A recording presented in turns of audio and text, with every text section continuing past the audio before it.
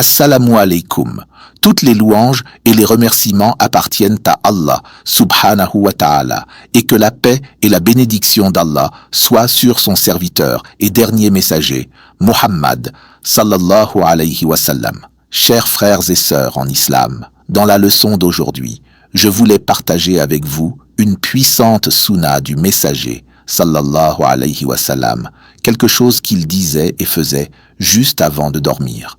Il l'a enseigné à ses compagnons et par extension à toute la Ummah, afin que ses paroles et ses actions soient les dernières avant de s'endormir.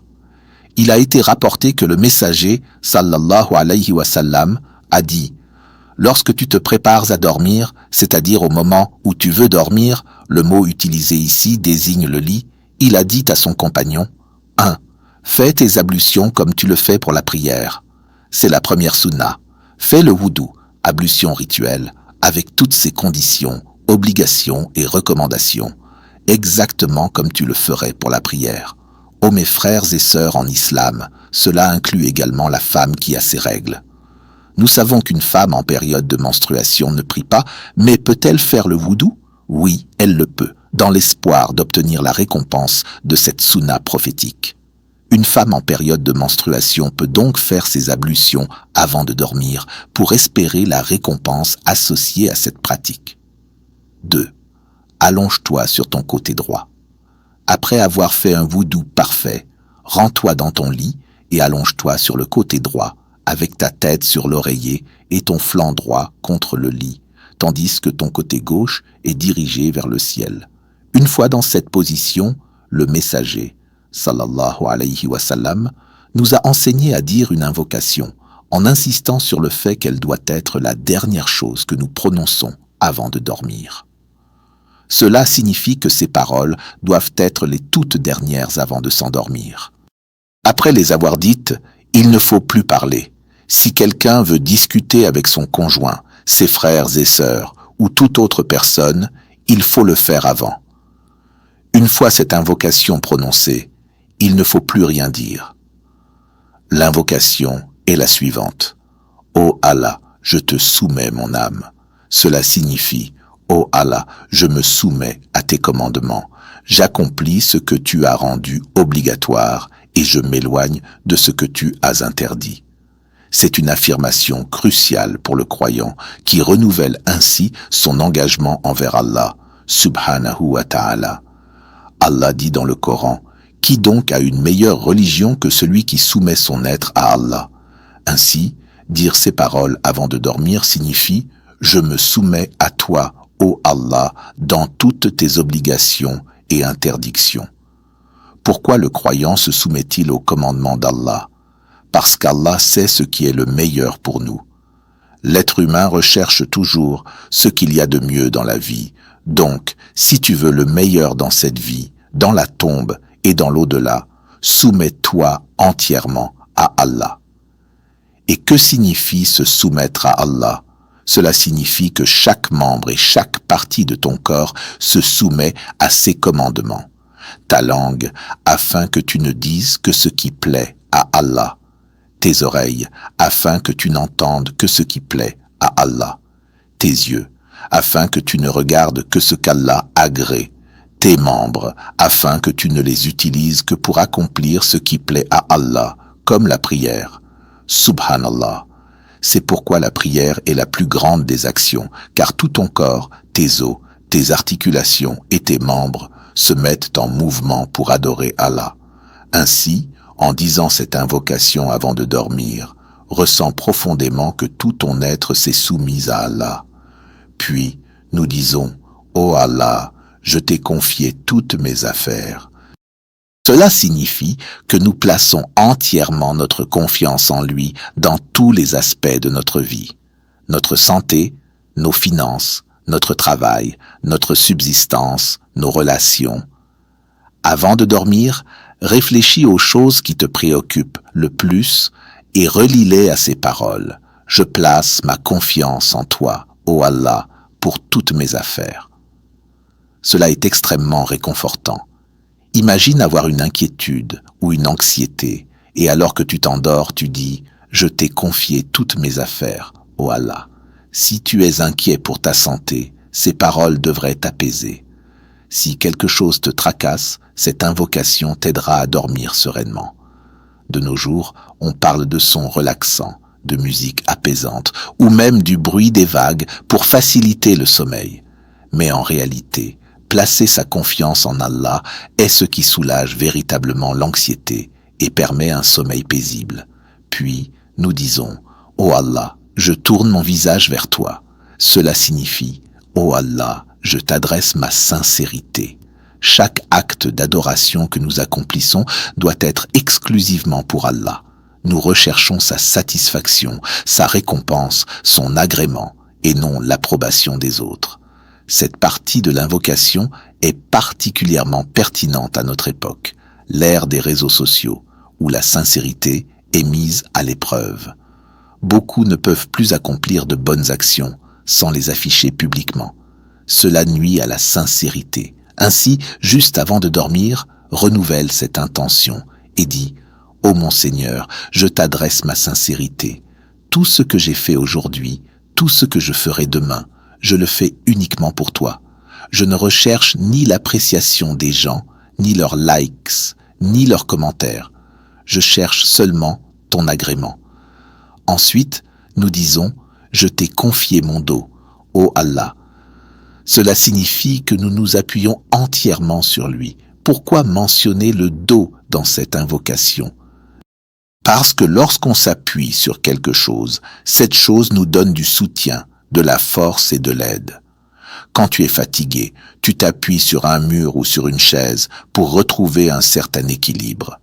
Ici, nous affirmons « Ô Allah, je m'appuie sur toi. Je compte sur toi pour me renforcer et m'aider, autant dans les affaires de ce monde que dans celles de l'au-delà. » Cette partie de l'invocation est très puissante car elle exprime notre besoin absolu d'Allah. Nous lui demandons son aide, sa protection et son soutien, que ce soit contre les épreuves intérieures, comme les murmures de Shaitan, ou extérieures, comme la magie, le mauvais œil ou toute autre nuisance. Puis, nous disons « Je me soumets à toi, je place ma confiance en toi, je recherche ton aide et ta protection, et je t'adore avec sincérité, par amour pour toi, par espoir en ta récompense et par crainte de ton châtiment. » Ceci résume l'état d'un véritable croyant. Il adore Allah par amour pour lui. Il adore Allah dans l'espoir d'obtenir sa récompense et le paradis. Il adore Allah par crainte de son châtiment et de son mécontentement. Enfin, nous disons, il n'y a aucun refuge ni protection contre toi, sauf auprès de toi. Quelle déclaration puissante! Nous reconnaissons qu'il n'existe aucun échappatoire à la colère ou au châtiment d'Allah, si ce n'est en retournant humblement vers lui. C'est pour cela qu'Allah dit dans le Coran « Fuyez vers Allah ». Fuir signifie courir vers quelqu'un qui peut nous sauver d'un danger. Prenons un exemple simple. Imagine une mère et son enfant de 3 ans dans un supermarché. L'enfant fait une bêtise, la mère se fâche et le réprimande. L'enfant pleure. Mais vers qui court-il? Vers sa propre mère, car il sait que, malgré sa colère, elle seule peut lui donner réconfort et protection. À Allah appartient l'exemple suprême. Nous vivons sur la terre d'Allah, nous existons dans son royaume. Si nous commettons des fautes, où pouvons-nous fuir, sinon vers lui? C'est pourquoi cette partie de l'invocation est incroyablement puissante. Ô Allah, je ne peux pas fuir ton châtiment, ni ta colère, ni ton mécontentement. Je ne peux chercher refuge qu'auprès de toi, car toi seul peux me pardonner et m'accorder ta miséricorde. Enfin, nous concluons avec « Je crois en ton livre que tu as révélé et en ton prophète que tu as envoyé ». Ceci devraient être les dernières paroles que nous prononçons avant de dormir. Quelle belle manière de s'endormir, en affirmant notre foi en Allah, en son livre, le Coran, et en son messager, Muhammad sallallahu alayhi wa sallam. Cette déclaration inclut également la croyance en tous les livres révélés précédemment par Allah et en chaque commandement et sagesse qu'ils contiennent. Ainsi, nous terminons notre journée sur une affirmation de foi pure et sincère. et cela est ainsi parce que ces paroles ont été enseignées de cette manière. Elles lui ont été transmises ainsi et nous ne pouvons ni les modifier, ni les ajouter, ni les enlever. Elles doivent être récitées exactement comme on récite un verset du Coran. Puis, il a dit, « Celui qui dort sur son côté droit et récite cette invocation avant de s'endormir passera la nuit ainsi.